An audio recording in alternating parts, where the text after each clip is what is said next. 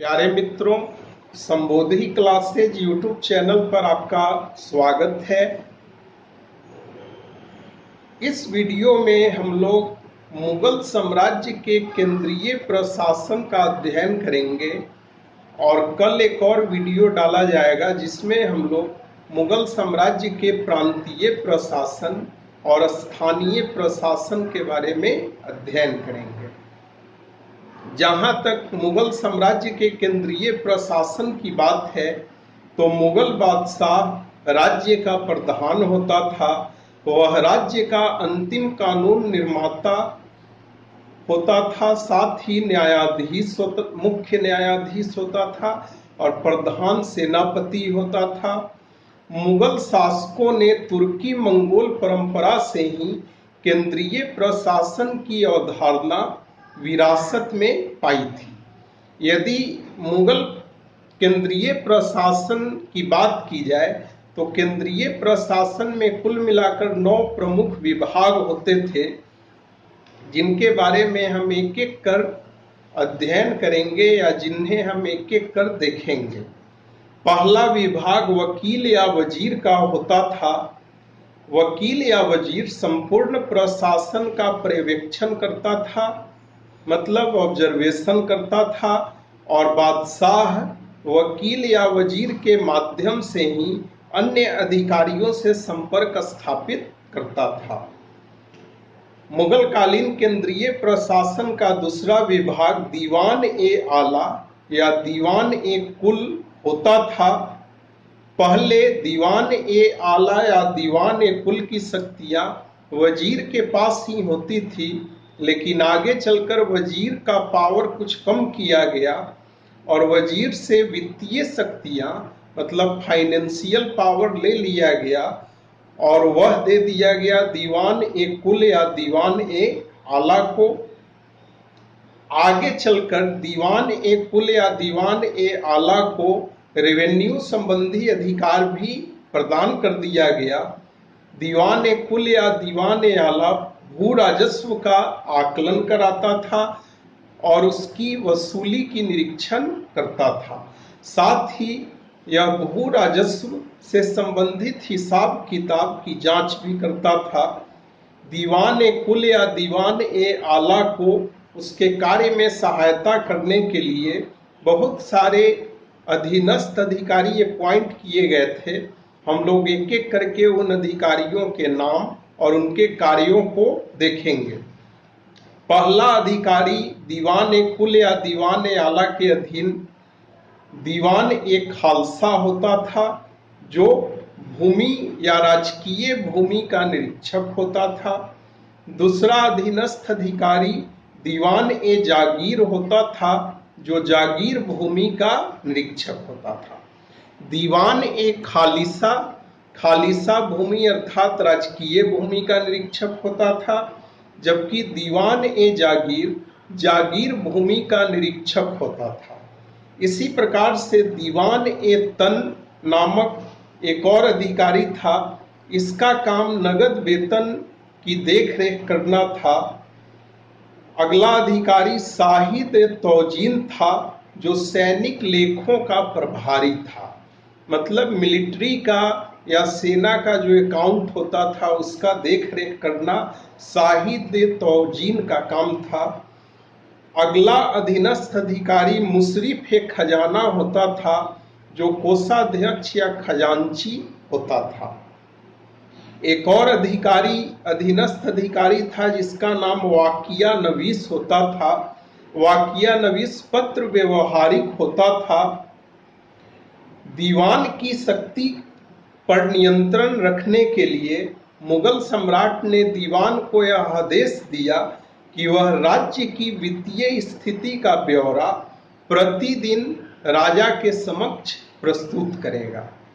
मुगल केंद्रीय प्रशासन से संबंधित अगला विभाग मीर बख्शी का विभाग था। मीर बख्शी सेना विभाग का प्रधान होता था। उसका प्रमुख काम सैनिकों की भर्ती करना, उनका हुलिया रखना, अस्त्र शस्त्र की व्यवस्था करना, सैनिकों के लिए वस्त्र की व्यवस्था करना, सैनिकों के प्रशिक्षण की व्यवस्था करना और सैनिकों के लिए रसद आदि की व्यवस्था करना था। मीर बख्शी मुगल साम्राज्य का सर्वोच्च भुगतान अधिकारी होता था। वह मनसबदारों की नियुक्ति के लिए सिफारिश करता था और उनके लिए जागीर की अनुशंसा करता था कि किस मनसबदार को कौन सा जागीर दिया जाएगा, जबकि जागीर देने का काम दीवान ए आला या दीवान ए कुल का था। कहने का आशय यह कि किसको मनसबदार बनाया जाए और किस मनसबदार को कौन सी जागीर दी जाए, इसकी अनुशंसा मीर बख्शी करता था, जबकि फाइनली जागीर देना और मनसबदार को अपॉइंट करना दीवान ए कुल या दीवान ए आला का काम था। मुगल केंद्रीय प्रशासन का अगला विभाग दीवान या खान ए समा का विभाग था। यह मुगल काल में राजकीय कारखानों का निरीक्षण करता था। इसके पद पर रोक और संतुलन को बनाए रखने के लिए राजकीय कारखानों की आय व्यय की जांच का अधिकार दीवान ए कुल या दीवान ए आला को दिया गया। कहने का मतलब यह कि दीवान या खान ए समा जो कि राजकीय कारखानों का निरीक्षक होता था, उसको भी एक प्रकार से दीवान ए कुल या दीवान ए आला के अधीन कर दिया गया और इसको दीवान ए कुल या दीवान ए आला के पास रिपोर्ट करना होता था। अगला विभाग या मुगल कालीन केंद्रीय प्रशासन का अगला विभाग सत्र उस सूत्र का होता था। यह मुगल बादशाह का प्रमुख धार्मिक परामर्शकार या परामर्शदाता होता था या सलाहकार होता था। इसका मुख्य कार्य शरीयत के कानून का संरक्षण करना होता था। साथ ही यह नगद दान और भूमि अनुदान की जिम्मेदारी इसी की थी। कहने का आशय कि नगद दान और भूमि अनुदान किसको प्रोवाइड किया जाएगा, इसका फैसला सद्र उस शूद्र ही करता था। मुगल कालीन केंद्रीय प्रशासन का अगला विभाग मुख्य काजी या काजी उल कुज्जात का होता था, जो न्याय विभाग का प्रमुख होता था। काजी की मुख्य जिम्मेदारी दीवानी और फौजदारी दोनों प्रकार के मुकदमों में शरीयत को लागू करना था। अगला विभाग मुहतसिब का होता था। यह जनता के नैतिक आचरण का निरीक्षण करता था। साथ ही यह माप तौल का निरीक्षण करता था और मूल्य का निरीक्षण भी करता था। मुगल कालीन केंद्रीय प्रशासन का अगला विभाग मीर ए आतिश या दारोगा ए तोपखाना का विभाग होता था। शाही तोपखाना, मुगल सेना का जो शाही तोपखाना होता था, वह मीर ए आतिश या दारोगा ए तोपखाना के अधीन ही होता था। अधिकांशतः इस पद पर किसी तुर्क या ईरानी को पदस्थापित किया जाता था। मुगल कालीन केंद्रीय प्रशासन से संबंधित अंतिम विभाग दारोगा ए डाक चौकी का होता था। दारोगा ए डाक चौकी के अधीन बहुत सारे राजकीय गुप्तचर होते थे और संवाद वाहक या संदेश वाहक, जिसे इंग्लिश में मैसेंजर कहा जाता है, होते थे।